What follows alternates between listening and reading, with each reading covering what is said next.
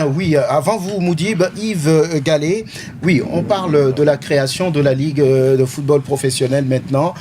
Quelles sont ses attributions et quelles sont les attributions de la Fédération togolaise de football maintenant? Ok, d'abord il faut dire que la création de la Ligue professionnelle de football est un acte politique parce que elle découle, elle découle d'un décret présidentiel. C'est du vouloir du numéro 1 ou bien du gouvernement? Oui, bien sûr, elle découle d'un décret présidentiel, le décret 2023-106/PR, qui fixe les conditions de création des ligues professionnelles au sein des fédérations nationales. Ce qui veut dire que la création de la ligue professionnelle, demain, ça peut être la fédération de basketball, de handball, mais c'est la fédération qui a acté le premier pas. Et donc, disons que c'est un acte politique qui a été traduit dans le concret par la Fédération togolaise de football. Et donc, c'est une association qui est régie par la loi du 1er juillet 1901. Et elle a pour attribution l'organisation et la gestion des compétitions professionnelles, notamment les championnats Ligue 1, Ligue 2 et puis les coupes. Bon, elle tient son pouvoir de la FTF et on parle de la subdélégation, la fédération qui est une entité qui agit par délégation de compétences, de pouvoir, qui délègue aussi. Donc les deux entités seront liées par une convention qu'on appelle convention de subdélégation. Et donc, ça veut dire que la FTF transfère un de ses pouvoirs, ou bien un pan de ses pouvoirs à la Ligue professionnelle qui lui rend compte régulièrement.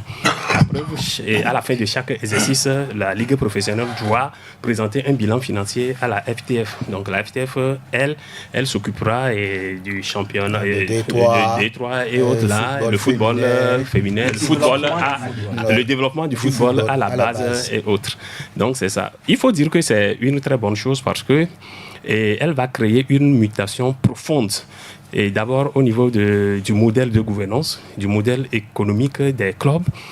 Les clubs ne seront plus, c'est-à-dire ils vont passer du modèle associatif, du modèle mécénat associatif vers le modèle entreprise ou société sportive.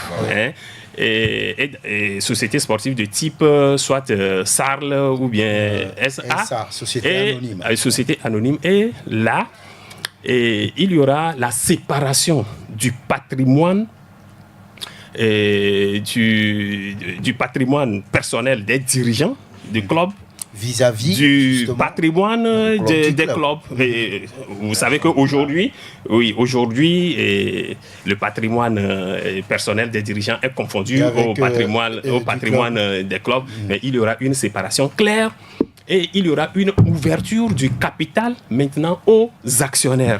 Ce qui va rendre la chose beaucoup plus attractive, et d'abord pour les banques, pour les investisseurs étrangers qui peuvent venir s'inscrire dans le capital et promouvoir le développement du football.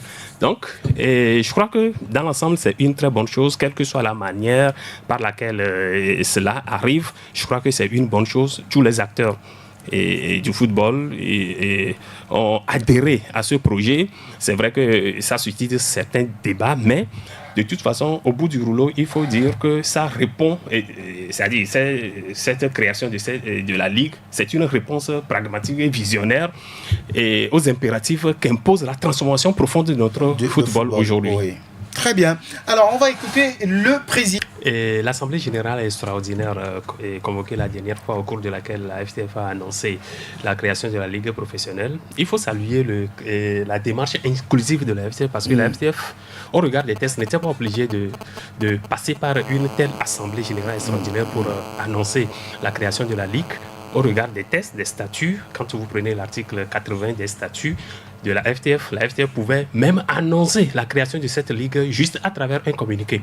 Parce que la ligue est constituée sous le régime d'une association régie par la loi 1901. Donc, c'est-à-dire l'organisation d'une assemblée générale extraordinaire pour concerter les acteurs du football, pour essayer d'avoir et de créer un consensus autour de la chose n'était pas une obligation pour la FTF, mais c'était fait comme ça parce que la FTF entendait enclencher une démarche inclusive autour de la chose pour que tout le monde participe à la prise de décision. Très bien.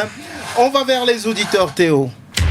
Peut-être qu'ils s'en foutent éperdument d'être au coulée. Je ne dis